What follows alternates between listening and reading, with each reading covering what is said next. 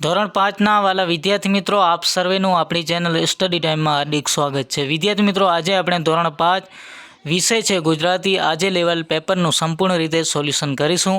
વિદ્યાર્થી મિત્રો, તે પહેલાં જો તમે ચેનલ પર પહેલી વખત આવેલો ચેનલને સબસ્ક્રાઈબ કરી નાખજો. તો ચાલો વિડીયોની શરૂઆત કરીએ. સૌ પ્રથમ પ્રશ્ન નંબર 1 છે, નીચેનામાંથી કોઈ પણ બે વિષય બે લીટીમાં જવાબ આપો. રમતા રમતા પડી ગયા તો શું કરશો? સૌ પ્રથમ તમે પડી ગયા. તો બીજું છે, મને શાળામાં શિક્ષક બનાવવા મળે તો તમે શું કરશો? તો સારા આવા કામ કરશો. તમારું જે પણ મન હોય, તમારું જે પણ હેતુ હોય એ તમે કહેશો. મને ઉડવા મળે તો તમે શું કરશો? આ કલ્પના કરીને લખવાનું છે તમારે. બીજું આપણે હવે નીચે વિકલ્પમાંથી વાક્ય સુધી નજીકના અર્થ ધરાવતું વાક્ય શોધવાનું છે. પહેલું વિકલ્પ છે, અખિયો કી ડિબિયા ભર દે રે નિંદિયા. તો અહીંયા જવાબ આવશે, આંખો જેવા આકારની ડબડિયામાં ઊંઘ ભરી દે છે. બીજું આપણે વિકલ્પ જોઈએ તો બીજા વિકલ્પની અંદર રવિ ટચુકડા કેટલા સરસ કહે છે, કોઈ પણ દાંત કાઢ્યા વગર ન રહે. તો અહીંયા આવશે ખડખડાટ હસવું. ત્રીજો પ્રશ્ન છે, સબરીએ રામની કાગડોએ રાહ જોઈ. તો અહીંયા શું આવશે? આતુરતાથી રાહ જોવી. પછી આપણે પ્રશ્ન નંબર 4 છે, વિકલ્પ છે, રાજાએ રાજ્યમાં ઠેક ઠેકાણે પરબ વાવ અને નિશાન બંધાવે એટલે તેમનું નામ થઈ ગયું. તો અહીંયા નવું નામ પડવું કે નામ પ્રસિદ્ધ થવું. શું આવશે વિદ્યાર્થી મિત્રો? કે અહીંયા જવાબ આવશે નામ નવું નામ પડવું. પછી પ્રશ્ન નંબર 5 છે, એના તરફ જઈએ તો પરીક્ષા નજીક છે પણ તમે ચિંતા ન કરો, સૌ સારા વાના થશે. તો અહીંયા સારા બહાના મળવા, આ બહાનું છે. પછી આપણે પ્રશ્ન નંબર 3 ઉપર જઈએ તો નીચે આપેલ પ્રશ્નનો જવાબ એક વાક્યમાં લખો. ચંદુ કાકાની દ્રષ્ટિ રાજા કેવા હતા? તો મહાન હતા. એક દિવસ છોકરાને ઘરેથી ભાગી ક્યાં જવાનું મન થયું? તો અહીંયા ખેતરમાં. રવિ પર્વતને કેવી રીતે ખુશ કરતો?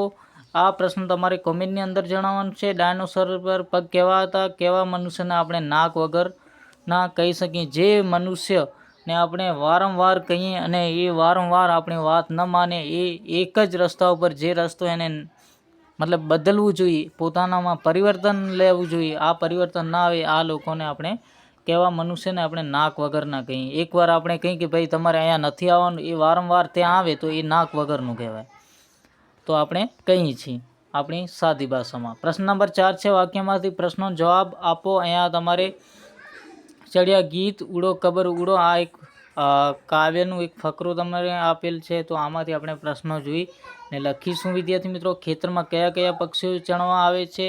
અહીંયા પહેલું પ્રશ્ન છે, તો ખેતરમાં કયા કયા આવે છે? વિદ્યાર્થી મિત્રો, અહીંયા તમે જોઈ શકો છો. અહીંયા આપણે જઈએ તો ઉડો કાબર, ઉડો ચકલા, ઉડો મેના, પોપટ મોર, આ ખેતરના રખવાડાઓ પણ છે અને ચરવા પણ આવે છે. પછી આપણે જોઈએ બીજો પ્રશ્ન, ખેતરના રખવાડા કોણ છે? રખવાડો આ આવશે. કયો આવશે? આ આવશે રખવાડાઓ જવાબ. પછી આપણે ચરવા કોણ આવે છે? તો આ પક્ષીઓમાં પણ આ જ પહેલા પ્રશ્નની અંદર જવાબ આ પણ આવશે. પછી ત્રીજો પ્રશ્ન છે, ખેતરની વાડ શાની બનાવવામાં? આ તમારે સ્ટોપ કરી સ્ક્રીનને પછી જોઈ લેવાનું છે. હવે પ્રશ્ન નંબર 5 છે, માંગ્યા મુજબ જવાબ આપો. કૌંસમાં આપેલ વિકલ્પમાંથી યોગ્ય વિકલ્પ પસંદ કરી લખો.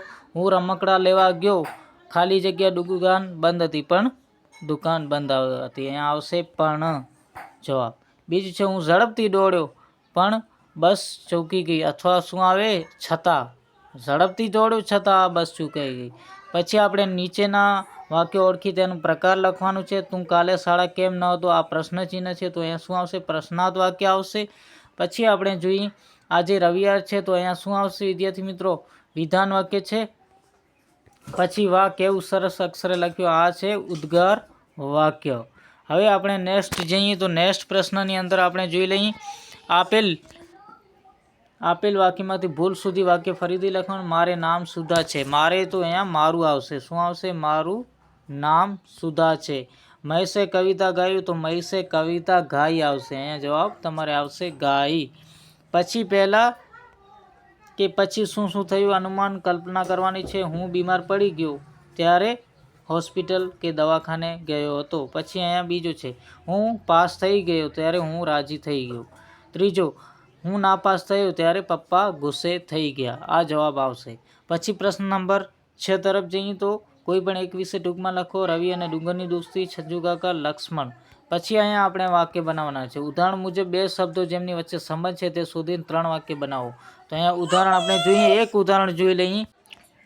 અહીંયા ઉદાહરણ 1 આપેલ છે, બગીચામાં માળી કામ કરે છે. તો અહીંયા આપણે જોઈએ ખેતર, તો અહીંયા ખેતર ન આવે, બગીચો આવી ગયો, તો ખેતરમાં ચડિયો જાય છે. તો અહીંયા ઉનાળો છે, તો ઉનાળામાં બહુ ગરમી પડે છે.